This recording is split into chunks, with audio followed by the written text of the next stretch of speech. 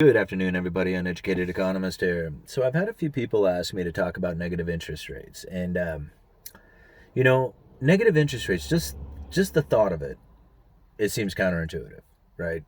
You're gonna lend out money and get back less than what you've lent. Here's $100. You pay me back in a couple of months, 95, and I'm gonna be cool with that.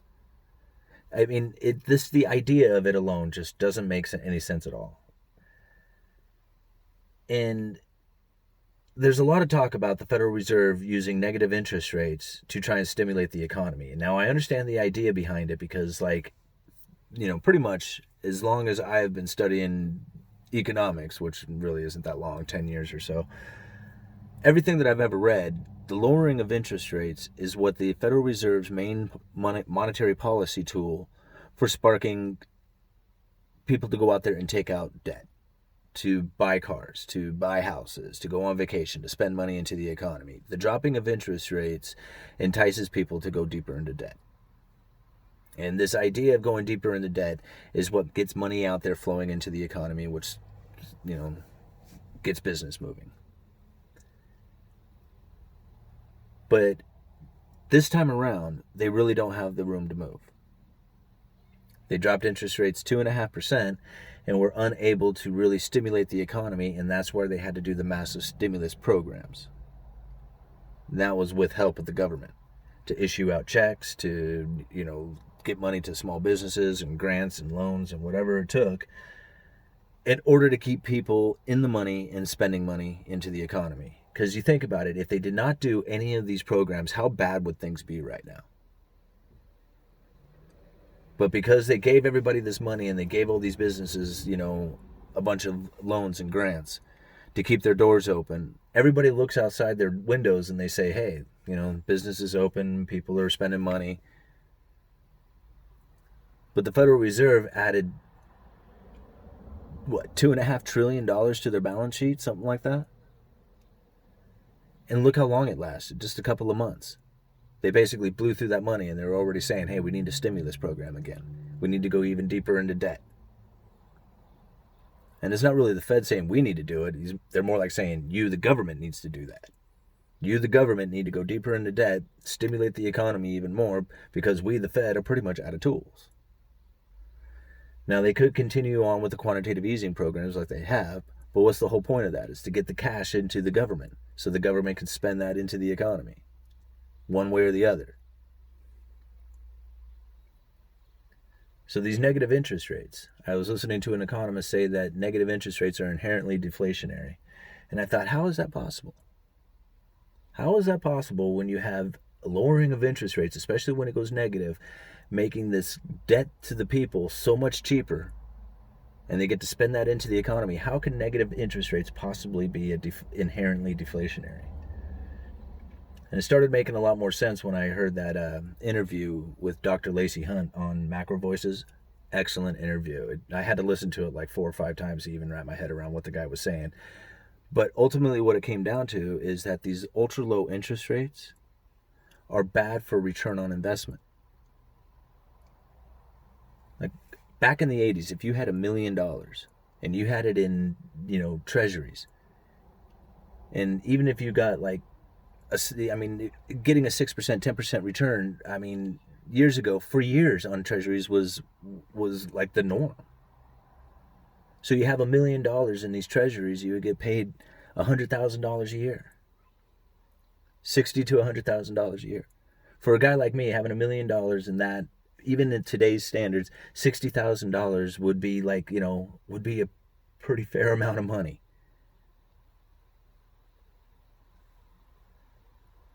But now with interest rates as low as they are, you can have $1 million in treasuries and you'd be lucky to get, what, $6,000? $10,000 a year? You might as well not even have it in treasuries. There's no return on that investment. So before, when you had this bigger return on investment and you got that money, that investment money, the returns on it, and you spent that into the economy, well, there was a lot more of it. a lot more returns, a lot more places you could spend that money because you had it from the return on the investment. But now there's no return on investment. You don't have that money to spend. $1 million tied up in investments with almost no return. So the money velocity is no wonder why it's so low. And then just the not even side effects, I mean the ultimate effects that come from this, like with all these, chase for higher yield from like the pension funds, lending money to zombie corporations in order to try and acquire a decent yield to to pay out to the pensioners, since most of them are underfunded anyway. So these lower interest rates are really doing a lot of damage to the economy, and I think the Federal Reserve is pretty well aware of it. I don't think they like the idea of going negative on interest rates. I mean, think about it. If they were the ones who, Donald Trump, the Trump administration was pushing so hard for the Federal Reserve to take interest rates into negative and allow the United States government to borrow at a negative rate. Get paid to borrow money, so they say.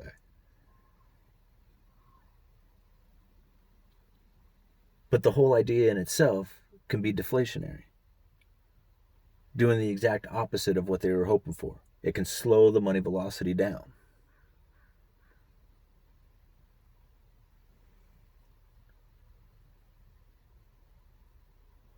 These negative interest rates,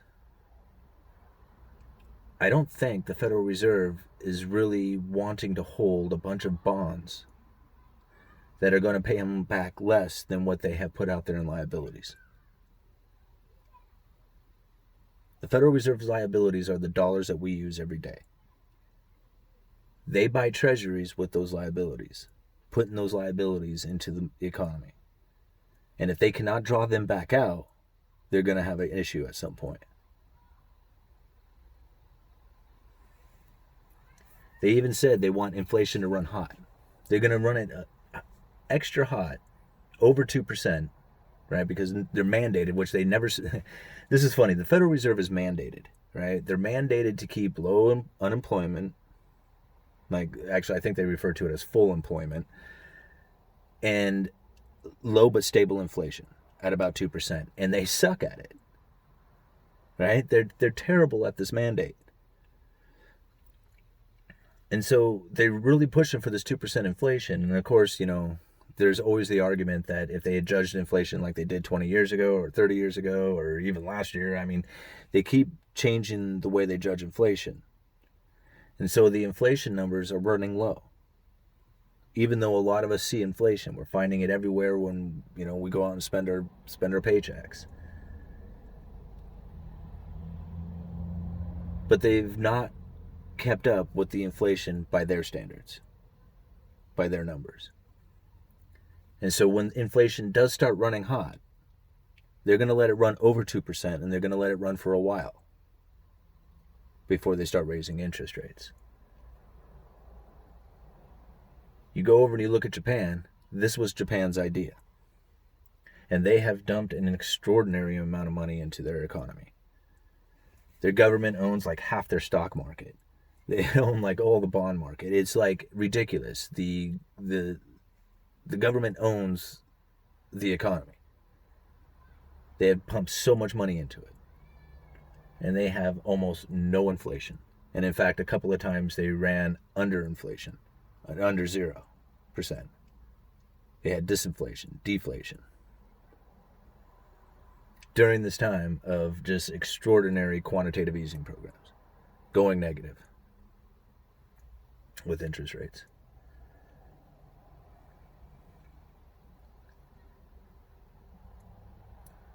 What I see the Federal Reserve doing is probably doing more quantitative easing using yield curve control. That's what I see happening.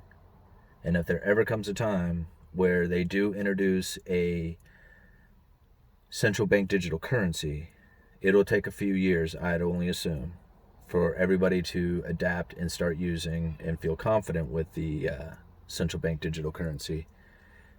And if cash was removed from the system entirely, then I could see the Federal Reserve going negative with interest rates.